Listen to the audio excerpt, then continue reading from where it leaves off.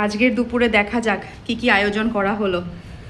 গরম গরম ভাত, এই হচ্ছে পালক শাক, এটা করেছি আলু, মিষ্টি কুমড়ো আর বেগুন দিয়ে, স্যালাড, আর হচ্ছে ডিমের অমলেট, সঙ্গে টক ডাল। পুরো সাদা মাটা খাওয়া আজকে। একদম একদম। খাওয়াটা শুরু করো, কেমন হয়েছে বলো। শুরু করছি, দাঁড়াও। কেমন করেছি? ভালো? হালকা একটু মিষ্টি ভাব আছে। হ্যাঁ হ্যাঁ, কুমড়োটা মিষ্টি অ্যাকচুয়ালি, তার জন্যই। আচ্ছা, দারুণ লাগছে, দারুণ। তুমি খেতে থাকো। গতকাল আমার এক ভিউয়ার আমাকে কমেন্ট করেছে যে দিদি তুমি সালাডটা কিভাবে বানাও, একটু রেসিপিটা শেয়ার করবে।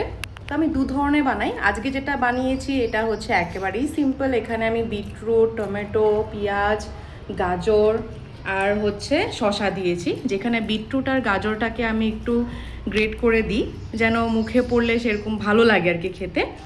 সেটা দেওয়ার পর একটু বিট নুন দিয়ে মাখিয়ে রাখি, তারপরে একটু লেবু চিপে দিই আর সর্ষে তেল দিই, ব্যাস। এটাই হচ্ছে এই স্যালাডটার রেসিপি। আরেকটা যেটা দই দিয়ে বানাই সেটা আমি আবার যেদিন বানাবো অবশ্যই বলে দেবো। কয়েকদিন দিয়ে দই দিয়ে বানাচ্ছ না মাধুরী? হ্যাঁ, আগামীকাল আমি দই দিয়ে বানাবো, তখন পরে বলতে পারবে। হ্যাঁ, তখন আবার দই রেসিপিটা আমি বলে দিব কি করে ওইভাবে স্যালাডটা বানিয়ে থাকি। জমে যাচ্ছে খাওয়াটা। নিয়ে আসো, তোমারটাও নিয়ে আসো। হ্যাঁ, নিয়ে আসছি। অমলেটটা খাও দেখি, গরম গরম করে দিলাম তো, খাচ্ছ না তুমি? হ্যাঁ হ্যাঁ, খাও খাও। যখন ছোটবেলায় কারো বাড়িতে যেতাম বিকালে, তখন চায়ের সঙ্গে কি করতো, অমলেট, বিস্কিট এগুলো দিত। কিন্তু বাচ্চা বলে আমাদেরকে আবার কি বলতো, তোমরা অমলেট খেতে হবে না, অনেকেই বলতো।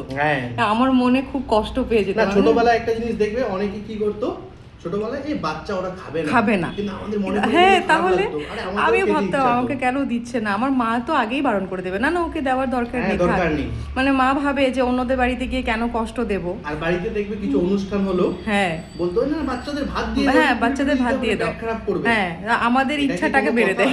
আমি এই আমার বোনের ছেলেগুলোকে আমি বোনকে বলি এরকম করবি না, যা খেতে চাই দিবি। সবারই তো খাওয়ার ইচ্ছে করে, তাই তো। ছোট বলে কি পেটে খিদে থাকে না? আমিও খাওয়া নিয়ে চলে এলাম, এবার দুজনে বসে খাওয়া দাওয়া করে নিচ্ছি। দারুণ করেছো কিন্তু, ভালো হয়েছে। হ্যাঁ।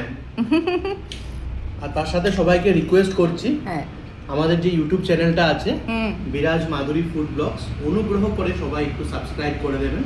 তার সাথে লাইক কমেন্টটা নিশ্চয়ই করবেন, জানাবেন আমাদের ভিডিওটা কিরকম লাগে। একদম, আগামী দিনে আমরা আরো ভালো ভিডিও আপনাদের সামনে। তাই তো, অবশ্যই আপনাদের একটু সাপোর্ট চাইছি, আমাদের পাশে থাকবেন, লাইক কমেন্ট আর একটু সাবস্ক্রাইব করবেন।